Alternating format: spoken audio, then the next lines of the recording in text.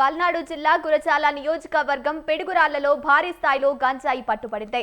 పక్కా సమాచారం మేరకు గంజాయిని అమ్ముతున్నారని 5గురు ముఠా సభ్యులను పోలీసులు అరెస్టు చేశారు. వీరిలో 2 మహిళలు కూడా ఉన్నారు. వీరి వద్ద నుంచి 5.4 కిలోల గంజాయి, ఒక స్కూటీని స్వాధీనం చేసుకున్నారు. మొత్తం 7 మందిలో 2 పరారైనట్టు పోలీసులు తెలిపారు.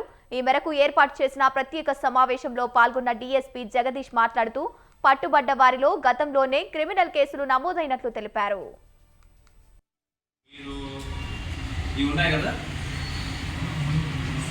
ఇది కల్టివేషన్ చేసే వాళ్ళు పెద్ద మొత్తంలో చేస్తూ ఉంటారు. జనరల్లీ ఎవరైతే ఇది కన్జ్యూమ్ చేస్తారంటే గాంజా తీసుకున్న వాళ్ళు ఈ సీడ్స్ ఉన్నాయి కదా, ఇవి విసిరేస్తారు. విసిరేసిన తర్వాత ఏమవుతాయి, మామూలుగా మనం కూరగాయలు తిన్న తర్వాత పెరట్లో వేసేసిన తర్వాత 1-2 అక్కడెక్కడ మొలుస్తూ ఉంటాయి కదా, ఆ విధంగా పిడుగురాల్లో మొలిచినవే తప్ప పిడుగురాల్లో ఎక్కడా కూడా కమర్షియల్ కల్టివేషన్ అనేది జరగలేదు.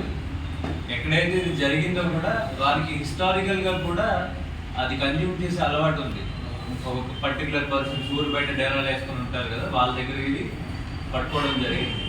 దాన్ని కూడా మేము డిస్ట్రాయ్ చేసాము వెంటనే ఆ రోజు.